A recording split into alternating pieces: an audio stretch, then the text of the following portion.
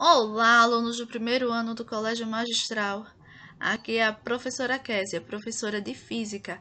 Na aula de hoje, vamos revisar o conteúdo, vetores, conceitos e definições. Lembrando apenas que estamos trabalhando com o módulo 2. Vamos lá? Temos aqui grandezas escalares versus grandezas vetoriais. Mas o que são grandezas escalares ou grandezas vetoriais? Lembrando, que são grandezas físicas. E grandeza física é tudo aquilo que pode ser medido.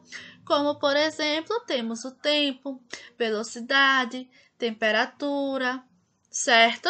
Entre outros. Então, as grandezas físicas, elas se dividem em dois grupos distintos. As grandezas escalares, elas são definidas completamente com um número e uma unidade de medida.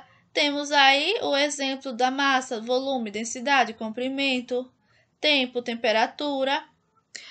Ou seja, não precisa-se de uma informação adicional para que possamos compreender a informação.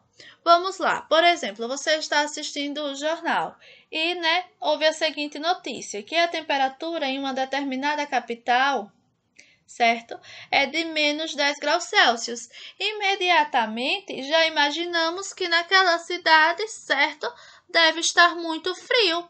Não precisou de uma informação extra para compreendermos a informação, certo, que essa grandeza física ela quer nos passar.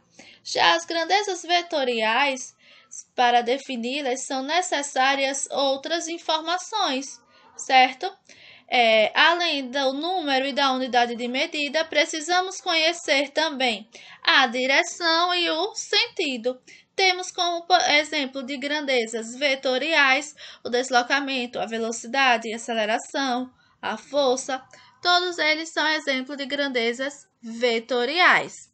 Mas, o que é um vetor? Um vetor é nada mais do que um segmento de reta orientado. Este segmento de reta, ele constitui, certo, uma ferramenta importantíssima para o estudo dos movimentos não lineares, ou seja, aqueles que ocorrem em 2 ou 3 dimensões.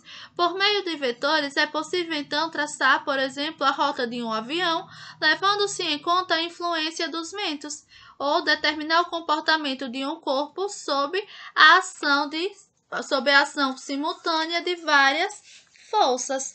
Dizemos então, que vetor é o símbolo matemático, certo? Utilizado para representar o módulo, a direção e o sentido de uma grandeza física vetorial. Portanto, com base no que aprendemos sobre grandeza vetorial, surge a necessidade de representar essa grandeza, ou seja, de definir um símbolo que contenha as 3 informações: o valor numérico, o seu módulo, uma direção e um sentido.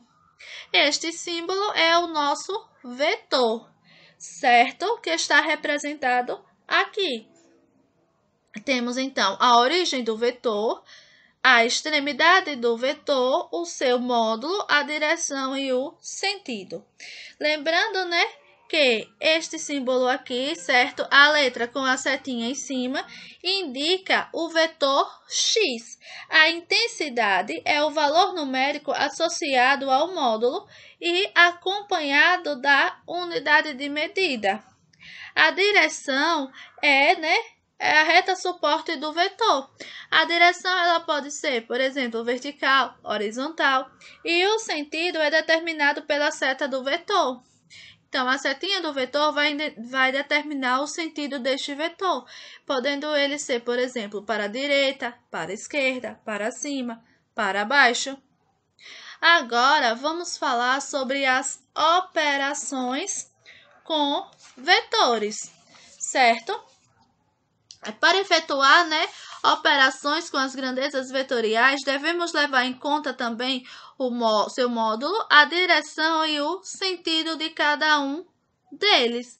As regras, então, para realizar as operações vetoriais são diferentes, certo? Das que utilizamos para as operações com as grandezas escalares. De uma forma geral, as operações com as grandezas vetoriais vão envolver conhecimento, certo, das propriedades das figuras geométricas, principalmente dos triângulos. Aí temos as relações trigonométricas, o teorema de Pitágoras, a lei dos senos e a lei dos cossenos. Temos aqui, né, para iniciar, a regra do paralelogramo. Portanto, o vetor soma, ou vetor resultante, certo? Ele vai ter origem na extremidade, certo? No ponto O, perdão, vai ter origem no ponto O, e extremidade no ponto de interseção das duas paralelas traçadas. Aqui a sua extremidade. Sendo então, né, este método chamado de método do paralelogramo, ou regra do paralelogramo. A regra do paralelogramo aplica-se à soma apenas de dois vetores. Logo, né, o módulo é dado por raiz quadrada, certo? De A ao quadrado mais B ao quadrado mais 2AB cosseno de alfa. A direção é da reta OP. Perdão, isso. A direção é da reta OP e o sentido é de O para P. Já se, né, os vetores A e B eles forem perpendiculares, ou seja, formarem aqui um ângulo de 90 graus, para determinar o módulo, podemos aplicar o teorema de Pitágoras. Então, né, R ao quadrado é igual a ao quadrado mais B ao quadrado, ou, né, R igual a raiz quadrada de A ao quadrado mais B ao quadrado. Temos aqui também a regra do polígono. Portanto, o vetor soma ele pode ser representado pelo segmento orientado, cuja origem do primeiro vetor, certo? Cuja origem do vetor soma vai coincidir com a origem do primeiro vetor e, né, a extremidade vai coincidir com a extremidade do segundo vetor, desde que, né, eles sejam colocados em sequência. Este método é chamado então de regra do polígono. Temos algumas observações. Então, se dois vetores eles têm a mesma direção e o mesmo sentido, a resultante desse vetor será a soma dos vetores. Então, R será igual a mais B. Já se A e B têm a mesma direção, porém estão em sentidos opostos, vamos ter que a resultante será igual a menos B. A subtração entre vetores. A operação de subtração de vetores consiste em realizar uma adição de vetores por qualquer um dos métodos já estudados na aula de hoje, em que um ou mais desses vetores ele vai ser representado pelo seu vetor oposto, certo? O vetor oposto de um dado vetor é aquele que possui a mesma direção, a mesma intensidade, porém ele está em sentido contrário ao vetor dado. Temos aqui, né, o exemplo do vetor x e do vetor z. Podemos ainda falar, certo, sobre o produto de um número real por um vetor. Então, a multiplicação de um vetor A por um número real resulta em um segundo vetor, assim definido, em que, né, a direção ela será a mesma de A, o sentido será o mesmo de A se este número real for maior que zero, e contrário a A se esse número real ele for menor do que zero. A intensidade será dada pela multiplicação entre o módulo do número real e o módulo do vetor A.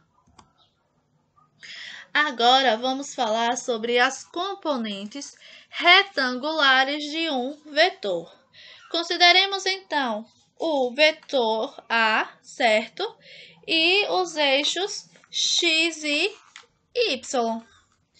Então, né, a decomposição vetorial vai ser um processo inverso da adição de dois vetores ortogonais, ou seja, né, eles são perpendiculares entre si. Para efetuar este processo, ou seja, vamos partir, né, do vetor soma e encontraremos os vetores ortogonais. Logo, projetando perpendicularmente o vetor A nos eixos x e y, certo? Obteremos as componentes retangulares AX, o vetor AX e o vetor AY. Logo, né, aplicando as relações trigonométricas de um triângulo retângulo, temos que cosseno de alfa será igual a AX dividido por A. E seno de alfa será igual a AY dividido por A. Portanto, AX será igual a cosseno de alfa e AY será igual a seno de alfa. Agora, vamos falar um pouco a respeito, né, do vetor deslocamento. Estão lembrados do vetor deslocamento? Portanto, então, seja P1 e P2, as posições do móvel, certo? No instante T1 e T2, respectivamente, define-se, então, vetor deslocamento entre os instantes T1 e T2, certo? O vetor, né, aqui, delta R. Então, delta R será igual a R2 menos R1, certo? Temos ainda a velocidade vetorial. A velocidade vetorial, né, é dada pelo quociente entre o vetor deslocamento e pelo intervalo de tempo ΔT gasto nesse deslocamento. Temos aqui, então, a nossa velocidade vetorial média.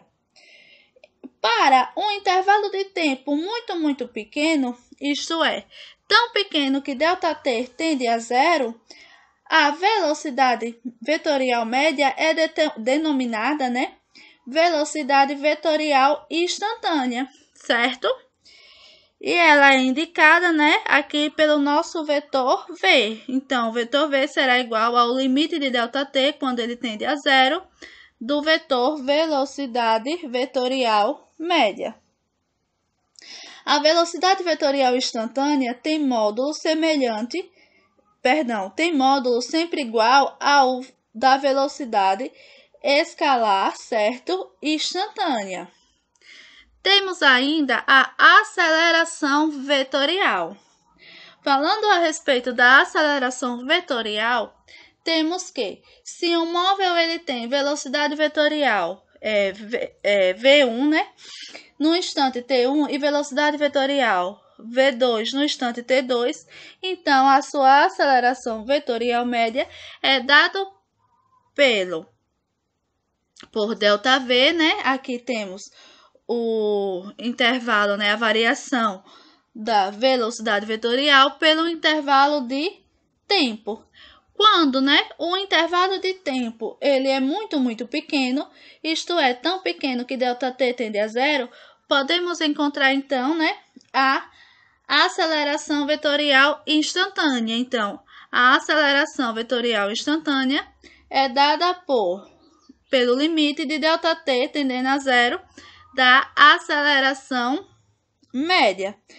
Temos, então, que se a aceleração instantânea ela for igual a zero, o móvel ele tem velocidade constante.